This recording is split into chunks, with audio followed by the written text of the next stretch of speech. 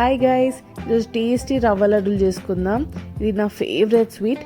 Just తినటానికే కాదు, చేస్తానికి కూడా. ఎందుకంటే ఇది సేఫెస్ట్ స్వీట్ చేస్తానికి చాలా ఈజీ, ఎవరైనా చేసేసుకోవచ్చు. ఫస్ట్ గీలో డ్రై ఫ్రూట్స్ ఏం చేసుకొని పక్కకు పెట్టేసుకుందాం. నేను ఫస్ట్ టైం 9th క్లాస్లో అనుకుంటా రవ్వ లడ్డు తిన్నది. నేను తిన్నప్పుడు పక్కకున్న వాళ్ళేమో ఫుల్ ఎంత బాగుంది అని 2-3 తింటుండ్రు. నాకు ఏమో ఒక్కటి కూడా కంప్లీట్ చేయరాలేదు. నాకు అస్సలు నచ్చలేదన్నమాట. అందరికి నచ్చుతుంది, నాకు నచ్చుతలేదు. ఏందో వియర్డ్ టేస్ట్ వీళ్ళది అని అనుకున్నా. కానీ ఇప్పుడైతే రవ్వ లడ్డు ఒక్కడితోనే ఆపలేము, అంత టేస్టీ ఉంటున్నాయి. అంటే నా ఏజ్ పెద్దగా కొద్దీ అన్ని స్వీట్స్ నచ్చుతున్నాయో ఏమో, కానీ టేస్టీయెస్ట్ అనమాట. ఇక్కడ నేను 1.5 కప్ రవ్వ తీసుకున్నా. 1.5 కప్ రవ్వ తీసుకున్నప్పుడు 1.5 కప్ షుగర్ తీసుకోవాలి. అందరు 1 కప్పే షుగర్ తీసుకుంటారు, కానీ స్వీట్ తింటున్నప్పుడు స్వీట్ లేకపోతే లాభం ఏంది, కొంచెం స్వీట్గా ఉంటేనే టేస్టీ ఎక్కువ ఉంటుంది అని చెప్పి నేను ఈక్వల్ రేషియో తీసుకుంటా. మీరు కూడా స్వీట్ ఎక్కువ ఇష్టపడేటోళ్ళు అయితే 1.5 కప్ తీసుకోండి. కొంచెం తక్కువ ఇష్టపడే వాళ్ళైతే 1 కప్పే తీసుకోవచ్చు షుగర్. అండ్ రవ్వని ఇట్లా మంచిగా కలపాలి. కొంచెం వదిలేసినా కూడా కింద మాడుతుంది. సగం వేయించినాక ఎండు కొబ్బరి కూడా వేసేసుకొని ఇట్లా మంచిగా కలుపుకోండి. కలర్ మారిపోవాలి, మనకు డిఫరెన్స్ తెలుస్తుంది. డిఫరెన్స్ ఎట్లా తెలుస్తుంది తెలుసా? స్మెల్ అద్భుతంగా వస్తుంది ఎండు కొబ్బరి వేసుకున్నాక. నాకైతే ఎండు కొబ్బరి అనే టేస్టే చాలా నచ్చుతుంది. మీకు ఒకవేళ కొబ్బరి నచ్చదు అంటే స్కిప్ చేయొచ్చు, కానీ వేసుకోండి, అప్పుడే చాలా బాగుంటుంది. మనం షుగర్ని ముందే పౌడర్ లాగా చేసేసుకొని పక్కకు పెట్టేసుకోవాలి. దాంట్లో నేను డ్రై ఫ్రూట్స్ వేసేసుకున్నాను అనమాట. మనం ఇందాక వేయించుకున్న రవ్వని కొంచెం మిక్సీ చేసుకోవాలి.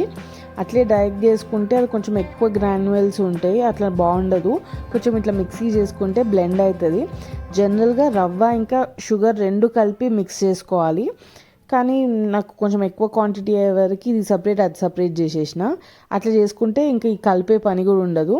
కాకపోతే నాకు ఈ కలిపే పని చాలా ఇష్టం, ఎందుకో ఒక మంచి ఫీల్ వస్తుంది.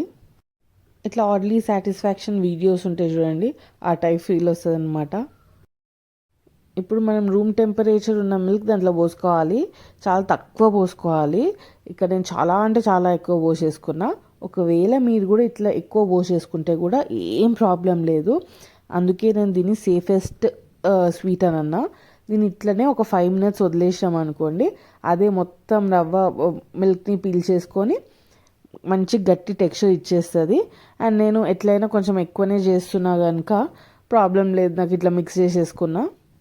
యాక్చువల్లీ ఇది నేను ప్రసాదం కోసం చేస్తున్నా. కింద మా కమ్యూనిటీలో చెప్పన్ భోగ్ చేస్తుండ్రు వినాయకునికి. చెప్పన్ భోగ్ అంటే 56 వెరైటీస్ ఆఫ్ ప్రసాదం పెట్టాలన్నమాట. సో నా తరఫు నుంచి కూడా నేను ఏదైనా చేసుకోబోదామనే ఇంట్రెస్ట్ ఉండి చేసిన. ఇది ఈజీ అండ్ అందరికి నచ్చుతుంది అనే ఎక్స్పెక్టేషన్తోనే ఇది సెలెక్ట్ చేసుకున్నాను అనమాట. మీకు ఒక ఈజీ ట్రిక్ చూపిస్తా. అన్ని లడ్డూలు ఒకటే సైజ్ వస్తానికి ఒక సెర్లాక్ స్పూన్ అనమాట. ఇదైతే ఇట్లాంటిది ఏ స్పూన్ అయినా సరే గీ అప్లై చేసుకొని మనం దాంట్లో ఫిల్ చేసేసుకోవాలి. సో అన్నీ ఒకటే క్వాంటిటీలో వస్తాయి. మీకు లడ్డూలా కాకుండా కావాలంటే ఈ షేప్లో కూడా వస్తుంది. కానీ తర్వాత ఏం రియలైజ్ అయినా అంటే ఇంత పెద్దగా చేస్తే అందరికి ప్రసాదం రాదని చెప్పేసి దాన్ని మళ్ళీ హాఫ్ డివైడ్ చేసుకొని మస్తు చేసిన అనమాట. ఇది ఒక్కటే టైం టేకింగ్ ప్రాసెస్, మిగతా అంతా చాలా ఈజీ అయిపోతుంది. ఈ మట్టి బౌల్స్ కమ్యూనిటీ వాళ్ళే ఇచ్చిండ్రు. ఎవరైనా ప్రసాదం చేసుకొని వస్తా అంటే వాళ్ళకి ఇది ఇస్తారనమాట.